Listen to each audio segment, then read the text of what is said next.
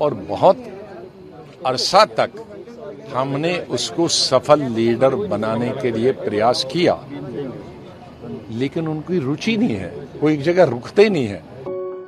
Open rebellion in the Congress.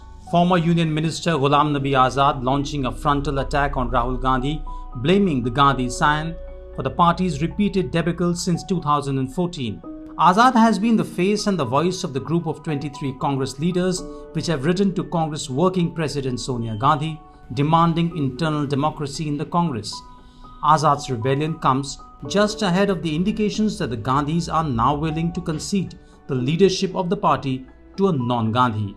Ultimately, the Congress is very good at this kind of stage managing the show, so they will somehow manage to get whoever they want. If by any chance they really mean that there should be a non-Gandhi, then it will be like a rubber stamp president. As a section of the old guards throw in the gauntlet, Congress Working Committee has published the poll schedule for the elections of the new Congress president to be completed in the next 2 months. Before we take a deep dive to fathom who could be the next Congress president if the Gandhis do decide to relinquish office, let us take a peek into why things have come to such a pass for the Congress party.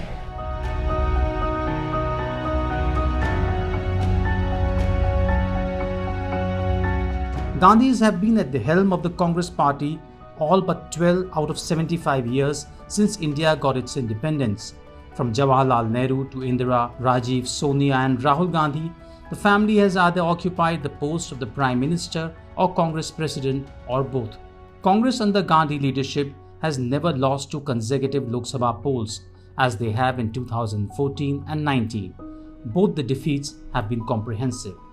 In the interim, Congress has not been able to regain grounds in states. Only regional satraps in Congress and outside have been able to throw up a serious challenge to the might of the BJP. In the last 2 Lok Sabha polls, Congress has fared poorly in North, Central and Western India, where it is in a direct contest against the BJP.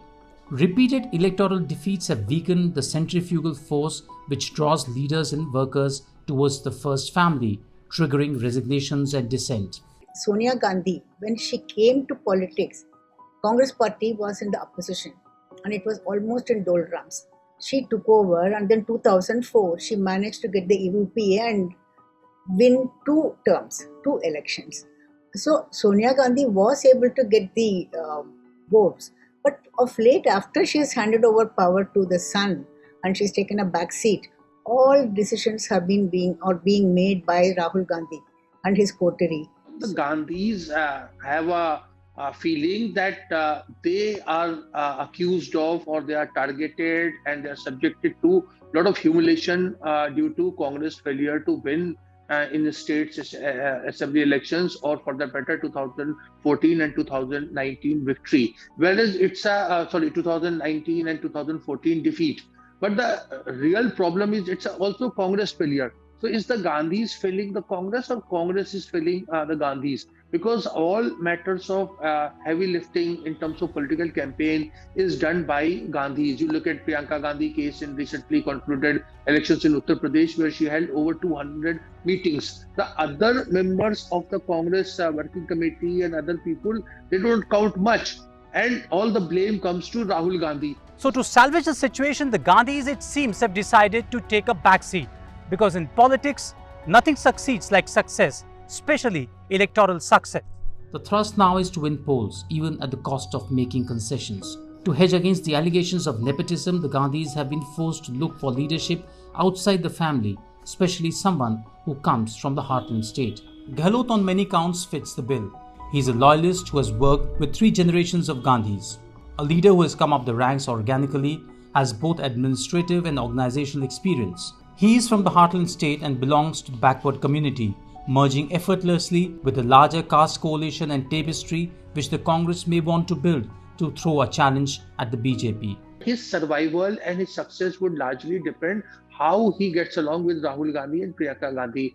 Now Mr. Gehlot wants to run the AICC from 8 Civil Lines, Jaipur, which is the Chief Minister's residence in Jaipur, as a kind of camp office of Congress party. Now this is not going to happen. This is not practical, because the office of Congress president is very, very, big task. It's a full thing. I mean, a full-time thing.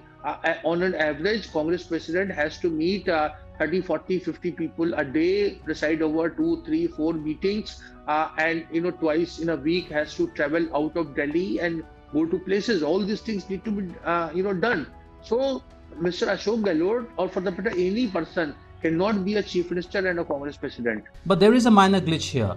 Would the Rajasthan chief minister want to relinquish his position in the state to his opponent Sachin Pilot and move bag and baggage to Delhi?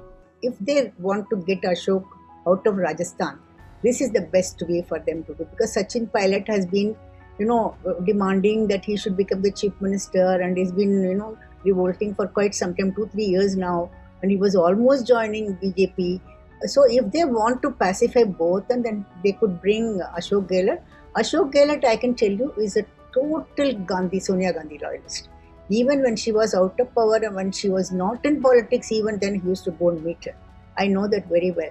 So Ashok Gehlot would be their rubber stamp also, and he's he's attained stature in a way, because he's been chief minister in Rajasthan for quite some time, and he's a backward class. He's got all the other qualities which you can expect. The recent realignment of forces in Bihar and the developments in the Congress party alludes towards the opposition strategy to project a non-Gandhi leadership to challenge BJP and Prime Minister Narendra Modi in 2024. The build-up for the next Lok Sabha elections has well and truly begun. For Deccan Herald, Sumit Pandey.